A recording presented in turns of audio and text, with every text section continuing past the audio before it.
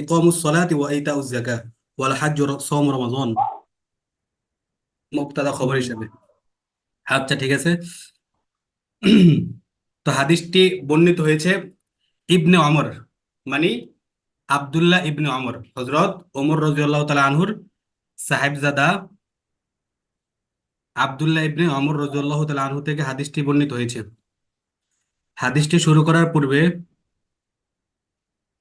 রাবি, অর্থাৎ এই হাদিসের যিনি বর্ণনাকারী, ওনার জীবনী সম্পর্কে সম্পর্কে কিঞ্চিত আলোচনা করি না। আব্দুল্লাহ বিন ওমর ইবনুল খাত্তাব, হ্যাঁ, রাদিয়াল্লাহু তাআলা আনহু, হযরত আব্দুল্লাহ রাদিয়াল্লাহু তাআলা আনহু দ্বিতীয় খলিফা হযরত ওমর ইবনে খাত্তাব রাদিয়াল্লাহু তাআলা আনহু এর পুত্র। তার উপনাম আবু আবু আব্দুর রহমান। তিনি রাসূলুল্লাহ সাল্লাল্লাহু আলাইহি সাল্লামের নবুয়ত প্রাপ্তির তৃতীয় বছর জন্মগ্রহণ করেন। তিনি তার মহান পিতা হযরত ওমর ফারুক রাদিয়াল্লাহু তাআলা আনহু এর সঙ্গেই ইসলাম গ্রহণ করেন এবং তারই সঙ্গে 10 বছর বয়সে মদিনা মুনাওয়ারা হিজরত করেন। কেউ কেউ বলেন তিনি তার পিতার আগে ইসলাম গ্রহণ করেছিলেন। বয়স কম হওয়ার কারণে তিনি বদর ও উহুদের যুদ্ধে শরীক হতে পারেননি। অতঃপর খন্দকের যুদ্ধকালে তার বয়স 15 বছর হলে নবী করিম সাল্লাল্লাহু আলাইহি সাল্লাম তাকে যুদ্ধে অংশগ্রহণের অনুমতি দান করেন। তিনি অত্যন্ত মুত্তাকি, পরহেজগার ও দুনিয়া বিমুখ সাহাবী ছিলেন। সাইদ ইবনুল মুসাইব রহমতুল্লাহ বলেন, আমি যদি কারো সম্পর্কে জান্নাতি হওয়ার সাক্ষ্য দিতাম তবে অবশ্যই ইবনে আমর সম্পর্কে দিতাম। তিনি যখন ইন্তেকাল করেন তখন তিনিই ছিলেন জীবিতদের মধ্যে শ্রেষ্ঠতম। তাউস রহমতুল্লাহ আলাইহি বলেন, আমি ইবনে অমর অপেক্ষা বেশি পরহেজগার কাউকে দেখিনি। একবার নবী করিম সাল্লাল্লাহু আলাইহি সাল্লাম তার সম্পর্কে মন্তব্য করেছিলেন, ইন্না আবদাল্লাহি রাজুলুন সালিহুন, আব্দুল্লাহ একজন ভালো লোক। ইন্না আবদাল্লাহি রাজুলুন সালিহুন, আব্দুল্লাহ একজন ভালো লোক। একবার তিনি স্বপ্নে দেখেছিলেন দুইজন ফেরেশতা তাকে জাহান্নামের দিকে নিয়ে যায়। তিনি জাহান্নাম থেকে বলে ওঠেন, আমি জাহান্নাম থেকে আল্লাহর আশ্রয় গ্রহণ করছি। ঠিক এ সময় এক ফেরেশতা তাদের সঙ্গে সাক্ষাৎ করেন এবং তাকে লক্ষ্য করে বলেন, ভয় করো না। তিনি এ স্বপ্ন তার বোন উম্মুল মুমিনিন হযরত হাফসা রাদিয়াল্লাহু তাআলা আহের কাছে বর্ণনা করেন। হযরত হাফসা রাদিয়াল্লাহু তাআলা আনহা তা নবী করিম সাল্লাল্লাহু আলাইহি ওয়াসাল্লামকে জানালে তিনি বললেন, নি'মার রাজুলু আব্দুল্লাহি লাউ কানা ইউসাল্লি মিনাল লাইল, আব্দুল্লাহ বড় ভালো লোক যদি সে রাতে নামাজ পড়তো। এরপর থেকে তিনি রাতে খুবই কমই ঘুমাতেন। অর্থাৎ এই এই ভয়ঙ্কর স্বপ্নের কথা ওনার বোন হযরত হাফসা রাদিয়াল্লাহু তাআলা আনহা প্রিয় নবীজির কাছে বর্ণনা করার পর নবীজি বলছেন, নি'মার রাজুল আব্দুল্লাহ লাউ কানা ইউসাল্লি মিনাল লাইল, আব্দুল্লাহ তো খুবই ভালো লোক, তবে যদি সে প্রতিদিন রাত নামাজ পড়তো। এরপর থেকে উনি খুবই কমই ঘুমাতেন। তিনি অত্যন্ত দুনিয়া বিমুখ ছিলেন। দুনিয়ার অর্থ সম্পদ ও পদ পদের লোভ লালসা তাকে স্পর্শ করতে পারত না। হযরত ওসমান রাদিয়াল্লাহু তাআলা আনহু তাকে বিচারক পদে নিযুক্ত করতে চাইলে তিনি তা গ্রহণে অস্বীকৃতি জানান। মাইমুন রহমতুল্লাহ আলাইহি বলেন, আমি একবার ইবনে ওমরের ঘরে ঢুকেছিলাম। আমি লক্ষ্য করে দেখলাম তার ঘরে যা কিছু আছে সবটার মূল্য 1000 দিরহামও হবে না। তার অন্তরে আল্লাহর ভয় ছিল প্রচন্ড। তিনি তাবে উবাইদ ইবনে উমাইরের ওয়াজের মজলিসে বসতেন। তখন দেখা যেত তার ওয়াজ শুনে তিনি অজর ধারায় কাঁদছেন। একবার উবাইদ ইবনে উমাইর রহমতুল্লাহ আলাইহি তেলাওয়াত করেছিলেন, ফাকাইফা ইযা জিনা মিন কুল্লি উম্মাতিন বিশাহিদ। অর্থ কি? সুতরাং তারা ভেবে দেখুক সেই দিন তাদের অবস্থা কেমন হবে যখন আমি প্রত্যেক উম্মত থেকে একজন সাক্ষী উপস্থিত করব। ফাকাইফা ইযা জিনা মিন কুল্লি উম্মাতিন বিশাহিদ। তখন তিনি এমন ভাবে কাঁদতে থাকেন যে তার দাড়ি এবং জামার সামনের অংশ ভিজে একাকার হয়ে যায়। এই অবস্থা দেখে এক ব্যক্তি উবাইদকে বলতে চাইলো, আপনি থামুন, আপনি শায়েখকে কষ্ট দিয়ে ফেলেছেন।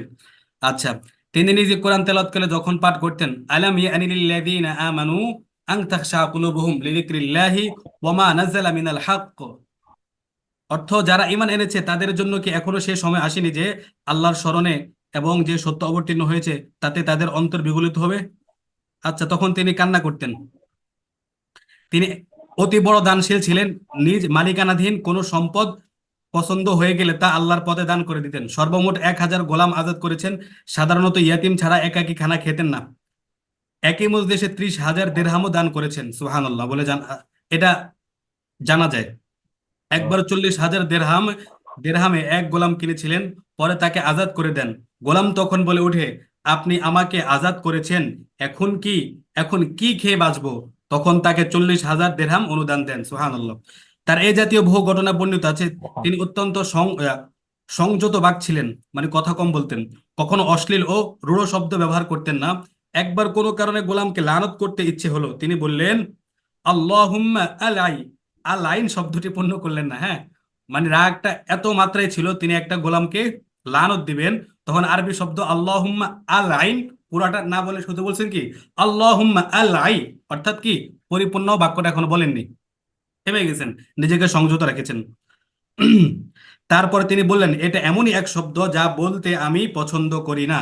একবার নিজ বাড়ি আসার পথে এক ব্যক্তি তাকে গালমন্দ করছিল, তিনি একদম নীরব। যখন বাইরের দরজায় পৌঁছলেন তখন সেই ব্যক্তির দিকে ফিরে বললেন, দেখো, আমি ও আমার ভাই আসেম কোনো মানুষকে গালি দেই না। এটা সুন্দর একটা জিনিস, হ্যাঁ, কেউ যদি কাউকে গালি দেয় বা কটু কথা বলে, তাকে উত্তর দেওয়া, আমি কাউকে গালি দিই না, যারা আমাকে গালি দেয় আমি কি গালির উত্তর দিই না, অর্থাৎ আমি এটা থেকে একেবারে মুক্ত। তখন সে অটোমেটিকলি বন্ধ হয়ে যাবে বা লজ্জা পেয়ে যাবে। তিনি প্রত্যেক নামাজ নতুন অজু দ্বারা পড়তেন। একজন ফকিহ ও মুফতি হিসাবেও তিনি স্বীকৃত ছিলেন। হজের বিধানাবলী সম্পর্কে তার জ্ঞান ছিল সর্বাপেক্ষা বেশি। তিনি সর্বমোট 7 বার হজ ও 1,000 বার উমরা করেছেন। 7 বার হজ ও 1,000 বার উমরা করেছেন, সুবহানাল্লাহ। তিনি হিজরি 73 সালে মক্কা মুকাররমা ইন্তেকাল করেন। তখন তার বয়স হয়েছিল 86 বছর। আল্লাহ রসুল সাল্লাল্লাহু আলাইহি সাল্লামের ওয়াফাতের সময় তার বয়স ছিল 22 বছর। জু তুয়া নামক স্থানে মুহাজিরদের মাকবারায় তাকে সমাহিত করা হয়। এখন হচ্ছে মূল কথা, তার সূত্রে 1630টি হাদিস বর্ণিত হয়েছে। তার সূত্রে 30টি হাদিস বর্ণিত হয়েছে। এটা হলো তার মোটামুটি আওজাজ বা সংক্ষিপ্ত একটা জীবনী। আচ্ছা, এখন আমরা হাদিসে যাই। ওয়ান ইবনে ওমর রাদিয়াল্লাহু আনহু قال قال রাসূলুল্লাহ সাল্লাল্লাহু আলাইহি ওয়াসাল্লাম বুনিয়াল ইসলামু আলা খামস। ইসলামের ভিত্তি 5টি। শাহাদাতু আল্লা ইলাহা ইল্লাল্লাহ, এ কথার সাক্ষ্য প্রদান করা যে আল্লাহ ছাড়া কোনো প্রভু নেই। ওয়া আন্না মুহাম্মাদান আবদুহু ওয়া রাসূলুহু, আর মুহাম্মদ সাল্লাল্লাহু আলাইহি সাল্লাম আল্লাহ পাকের বান্দা ও রাসূল। ওয়া ইকামুস সালাহ, নামাজ কায়েম করা। ওয়া ইতাউজ যাকাহ, যাকাত আদায় করা। ওয়াল হাজ্জু, এবং সামর্থ্যবান হলে হজ আদায় করা। ওয়া সাওম রমাদান, আর রমজান মাসের রোজা রাখা। মুত্তাফাকুন আলাইহি, মানে কি বুখারী ও হুজুর, মুসলিমে হাদিসটা বর্ণিত আছে। আচ্ছা, এগুলো মোটামুটি হাদিসের তর্জমা। এখন দেখেন সরল হাদিসটা। আলোচ্য হাদিসে ইসলামী জীবন হুজুর, ব্যবস্থা যে 5টি স্তম্ভের উপর হ্যালো, প্রতিষ্ঠিত, সে বিষয়ের আলোচনা করা হয়েছে। মূলত ইসলামের ভিত্তি যে হ্যালো। 5টি স্তম্ভের উপর প্রতিষ্ঠিত, সে বিষয়ে এই হাদিসের ভিতরে আলোকপাত করেছে। এগুলোকে ভিত্তি বা খুঁটির সাথে আমার কথা তুলনা কি শোনা করা যায়? হয়। বস্তুত ইসলাম একটি পূর্ণাঙ্গ জীবন ব্যবস্থার নাম, যে জীবন ব্যবস্থাটি একটি মজবুত অট্টালিকার মতো, আর এই অট্টালিকাটি 5টি খুঁটি বা হ্যালো, স্তম্ভের উপর দণ্ডায়মান রয়েছে। আচ্ছা, হাদিসের হ্যালো, শানে নুজুল হুজুর। বা প্রেক্ষাপট। সাবাবু উরুদিল হাদিস, কোনো ব্যক্তি ঈমান গ্রহণের পর সেসব বিষয়ের সম্মুখীন হয়, তা হলো ইসলামের ভিত্তিসমূহ। অর্থাৎ কোন কোন মূল কাঠামোর উপর ইসলাম নির্ভরশীল, তা জানা প্রতিটি মুমিনের জন্য, মুমিন ব্যক্তির জন্য একান্ত আবশ্যক। এই সমস্যার সমাধান কল্পেই আল্লাহ রাসূল সাল্লাল্লাহু আলাইহি সাল্লাম হাদিসটি ইরশাদ করেছেন। এতে বলা হয়েছে যে ঈমান তথা গোটা ইসলাম জীবন ব্যবস্থার প্রাসাদটি 5টি স্তম্ভের উপর নির্ভরশীল, আর সেগুলো হলো কালিমা, নামাজ, যাকাত, হজ ও রোজা।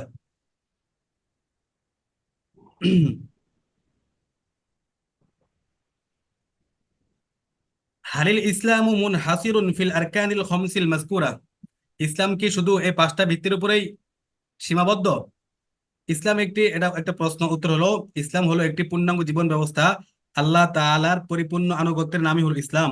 তা ইবাদত বা মুআমালাত হোক কিংবা মুআশারাত হোক, এই হিসেবে ইসলাম একটি ব্যাপক অর্থবোধক একটা শব্দ। তো একে 5টা ভিত্তির উপর সীমিত করা হয়েছে।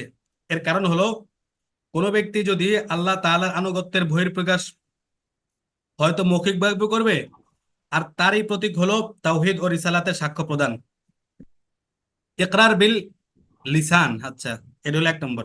নাম্বার 2, কিংবা সে আনুগত্যের বহির প্রকাশ কর্মের মাধ্যমে ঘটাবে, আর তারই প্রতীক হলো নামাজ। 3 নম্বর হলো, অথবা তা অর্থ ব্যয়ের মাধ্যমে সম্পন্ন করবে, আর তা হলো যাকাত। কিংবা সে তার আনুগত্য প্রমাণ করার জন্য নির্দিষ্ট কর্ম হতে বিরত থাকবে, আর তারই প্রতীক হলো রোজা। বুঝছেন? একটা তো সে ইকরার বিল লিসান, আর তাসদিক বিল জিনান। তো ইকরার বিল লিসান মানে কালিমায়ে শাহাদাত, আল্লাহকে এক বলে আল্লাহ রাসূলকে নবী হিসেবে সাক্ষ্য দেওয়া। আর বাকিগুলো তার কাজে পরিণত হবে। নামাজ, হ্যাঁ, নামাজটাও তার কাজে পরিণত হবে।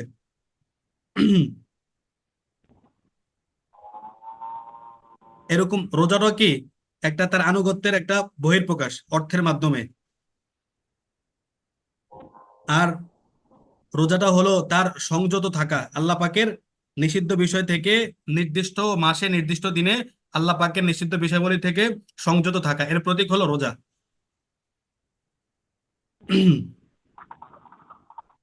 তো বান্দা এই পাঁচটি উপায়ে কেবল মহান আল্লাহর আনুগত্য প্রকাশ করতে থাকে, এই জন্য ইসলামকে এই পঞ্চ স্তম্ভে সীমিত করা হয়েছে। ইকামুস সালাহ শব্দের শাব্দিক অর্থ মুহাদ্দিসিনে কেরাম এর কয়েকটি ব্যাখ্যা করেছেন। নামাজের শর্ত, রোকন, সুন্নত, মুস্তাহাব ইত্যাদি সহ যথাযথভাবে নামাজ আদায় করাকে ইকামাত সলা বলা হয়।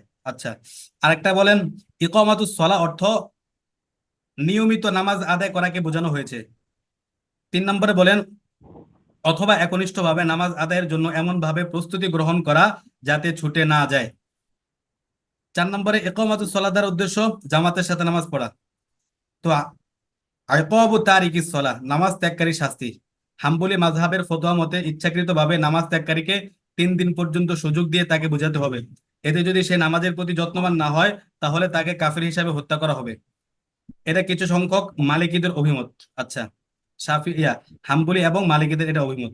তো ইমাম শাফি ও আহমদ রহমতুল্লাহের মতে তাকে কাফির হিসাবে নয় বরং নামাজ ত্যাগকারী হিসাবে হত্যা করতে হবে।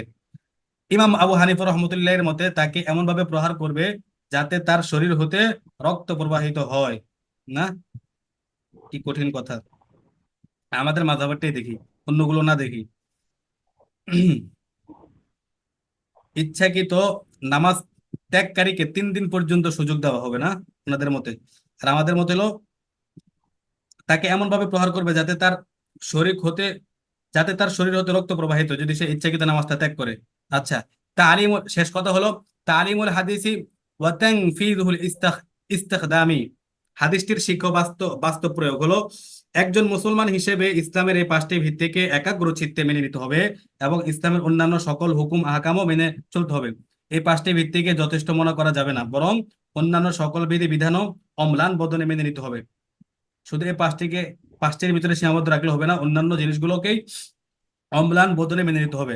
একত্ববাদ ও নবীর রিসালাতের সাক্ষ্য প্রদান করে নামাজ, রোজা, হজ, যাকাত সহ সকল আনুষ্ঠানিক ইবাদত সমূহকে পালনের মাধ্যমে ইসলামের ভিত্তিমূলকে সুদৃঢ় করার জন্য আপ্রাণ চেষ্টা চালাতে হবে। কেননা অন্যান্য আহকাম বাদ দিয়ে শুধু এই 5টি স্তম্ভকে ধরে রাখলে এগুলো এক সময় লোপ পাওয়ার সম্ভাবনা দেখা দিবে।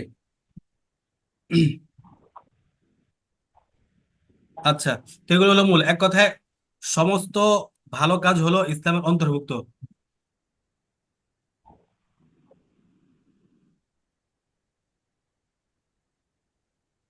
হ্যাঁ, আর সমস্ত খারাপ বিষয় থেকে ইসলাম বারণ করেছেন, সমস্ত খারাপ ভালো বিষয়ে ইসলামের অন্তর্ভুক্ত, এগুলো ইসলাম আদেশ করেছেন। তো এটা হলো মূল মুখ্য ইবাদত। এই 5টি ছাড়া যত ভালো ভালো বিষয় আছে সবগুলো ইসলামের অন্তর্ভুক্ত। হ্যাঁ, পরে হাদিসটা পড়েন ভাই। আমাকে কিছু শোনা যায়? আমার কথা শোনা যায় হুজুর? হ্যালো, হ্যাঁ, বলতেছি, কথা কি শোনা যায়? আপনার কথা একটু আস্তে আসে, কান লাগিয়ে শুনতে হয়। আপনি সম্ভবত কিছু বলছিলেন, আমি খেয়াল করিনি আসলে, আবার বলেন বেন। কথা স্পষ্ট শোনা যায় কিনা? কথা স্পষ্ট শোনা যায় কিন্তু আস্তে আওয়াজ আসে। আমি তো একদম মোবাইল সামনে নিয়ে বসে আপনি আছি, মোবাইল কি সামনে বলছিলেন নিয়ে আমি কথা খেয়াল করিনি, বলছি। আবার বলেন তো ভাই। না, বলতেছিলাম ওই যে আমাদের যে প্রথম হাদিসটা মাত্র বললাম, এটা তার্কিক ভাষা বলতেছে কি, তার্কিক বলতে আহ একটা হলো তো শাহাদাতু আল্লাহ ইলাহা ইল্লাল্লাহ, এখন ওইখানে শাহাদাতি আল্লাহ ইলাহা ইল্লাল্লাহ এটা পড়া সহি হবে কিনা? হ্যাঁ, হুম, এখানে তারিফ কি কয়েকভাবে বুঝি। করা যায়। যেমন হ্যাঁ, এই যে তো কওলা বলতেছি। রাসূলুল্লাহ সাল্লাল্লাহু আলাইহি ওয়াসাল্লাম, এখানে একটা ধরতে পারেন মুক্তাদা, আর পুরোটার খবর দিতে পারেন। আবার এখানে বেশি বিভিন্ন অংশ হিসেবেও তারকিব করা যায়, জুজ, যেটাকে জুজে তারকিব বলে, জুজ জুজ হিসেবে। বুঝছেন? হ্যাঁ, তারকিবের হ্যাঁ, অনেক হ্যাঁ। প্রকার হইতে পারে এখন এখানে। যদি আমি বলি, হ্যাঁ, এখন বলেন। যদি বলি যে না, হ্যাঁ, শাহাদাত বুনিয়াল ইসলাম আলা খামস, যদি খমসের উপরে আমি বাকি যে ইবারতটা আছে শাহাদাত আল্লাহ ইলাহা ইল্লাল্লাহ সহ বাকি যে ইবারতটা আছে ওইটাকে যদি আমি আলা খমসিন, এই খমসিনের উপরে যদি ইয়া করি আর কি, মুবদালহীন বদল, খমসিন মুবদাল মিনহু আর শাহাদাত আল্লাহ ইলাহা ইল্লাল্লাহ এটা যদি বদল দিই তাহলে আমার তাকসির হয়ে যায়। হোমসেনটাকে বদল ধরলেন। হুম, হ্যাঁ, মুবদাল মিনহু আর হলো শাহাদাত আল্লাহ ইলাহা ইল্লাল্লাহ সহ বাকি যে ইবারতটা হ্যাঁ, ওইটা পুরাটা বদল আর কি। এভাবে করা যায়, সমস্যা নাই, কিন্তু একবার স্পষ্ট তারকিব তো বুঝিয়ে যায়। বুনিয়াল ইসলাম আলা খামস, কি কি? শাহাদাতু আল্লাহ ইলাহা ইল্লাল্লাহ, মুক্তাদা খবর। এটা হলো একবার বাহ্যিক সুস্পষ্ট তারকিব। আপনি সেটা করতেছেন, এটাও করা যায়, সমস্যা নাই। মানে এটা একটু মানে ভিতরগত একটু, মানে ভিতর থেকে ভেদ টের করে না, সহজে করেন, আমি যে সমস্যা নাই তো। আমি যে ইবারতটা আমি যে এবারত্র করছি না, যে এবার করছি না, ওইটা মূলত ওই যে আলা খমসিন, খমসিনের উপরে আত্ম দিয়ে এই জন্য পুরাগুলো সবগুলোর উপরে আপনার জের লাগাইছি আর কি, শাহাদাতি না, সহ বুঝতে, হ্যাঁ বাকি বুঝতে পারছি, মুসলা কিন্তু এটা ইজাকা। না, আমি সহজটা বললাম, ঠিক আছে, যেটা স্পষ্ট এটাই। যেটা বলছেন ওটা ভুল না, না, আমি ঠিক মনে আছে। করছি। বাহ্যিকতা বললাম যেটা মানে ও, সহজ। আচ্ছা। আচ্ছা, পরে আমি কি যাওয়া যায় নাকি? হ্যাঁ, যান, সমস্যা নেই। হুম। وعن أبي هريرة رضي الله عنه قال قال رسول الله صلى الله عليه وسلم الإيمان بدع وسبعون شعبة فأفضلها قول لا إله إلا الله وأدناها إماطة الأذى عن الطريق والحياء شعبة আচ্ছা। من الإيمان متفق عليه. আন আবি হুরায়রা রাদিয়াল্লাহু আনহু قال, হযরত আবু হুরায়রা রাদিয়াল্লাহু তাআলা আনহু থেকে বর্ণিত আছে, ক্বালা রাসূলুল্লাহ সাল্লাল্লাহু আলাইহি ওয়াসাল্লাম, আল্লাহ রাসূল সাল্লাল্লাহু আলাইহি ওয়াসাল্লাম বলেছেন, আল ঈমানু বিদ'উ ওয়া সাবউনা শু'বা। আল ঈমানু বিদ'উ ওয়া সাবউনা শু'বা। আচ্ছা, আমরা এটার অর্থ করার আগে বিজন শব্দের একটু তাহকিকটা দেখি না। মানাল বিজ, হ্যাঁ, বিজনের অর্থ হলো, এই বিজন শব্দটা মূলত বাজো আতুন শব্দ থেকে বের হয়েছে, হ্যাঁ, বাজা আতুন শব্দ থেকে বের হয়েছে। এর শাব্দিক অর্থ হলো কিতাআতুম মিনাশ শাই, অর্থাৎ কোন বস্তুর একটা টুকরা। অতঃপর শব্দকে আদাদ বা সংখ্যা বোঝাবার জন্য ব্যবহার করা হয়েছে। প্রথম অর্থ ছিল কোন বস্তু টুকরা, এরপরে এই শব্দটাকে, অর্থাৎ বিজন শব্দটাকে আদদের বা সংখ্যা বোঝাবার জন্য ব্যবহার করা হয়েছে। তো মানাল বিজা ইস্তিলাহান, এটার ইস্তিলাহি অর্থ হলো, এটার মূলত ইস্তিলাহি অর্থ নিয়ে, ইস্তিলাহি যে অর্থ, এর ভিতরে একটু মতভেদ আছে। যেমন কেউ কেউ বলেন বিজন অর্থ সাত। হ্যাঁ, বিজন অর্থ কি? সাত। তারা কোরআনের রেফারেন্স দেন, কোরআনের আয়াত দিয়ে, আউযু বিল্লাহি মিনাশ শাইতানির রাজিম, ফালাবিসা ফিস সিজনি বিদআ সিনিন আই সাবআ সিনিন। ফালাবিসা ফিস সিজনি, তিনি ছিলেন, ফিস সিজন মানে কি? জেলখানাতে, বিদআ সিনিন আই সাবআ সিনিন, 7 বছর। তো এখানে বিজন শব্দ দ্বারা 7 বছর, 7 বছরের অর্থ করছেন, হ্যাঁ, মানা নিছেন। এটা কার ব্যাপারে নাজিল হয়েছে? একটা হযরত ইউসুফ আলাইহিস সালামের ব্যাপারে। উনি কারাগারে 7 বছর ছিলেন। আচ্ছা, এটা হচ্ছে একটা মতামত। আবার ইবনে হাজার আসকালানি রহমতুল্লাহ, হযরত কাতাদা রহমতুল্লাহ, তারা বলেন আল বিদউ মিনাস সালাসি ইলা তিসআই, 3 থেকে 9 পর্যন্ত সংখ্যাকে বিজন শব্দ বলে। আর ইমাম মাতুরিদি বলেন আল বিদউ মিন বাইনিল আরবাই ইলা তিসআ, 4 থেকে 9 পর্যন্ত। লিপনি একটু সাথে সাথে জয়েন করে এলা, ওয়ার্নিং দিয়েছে।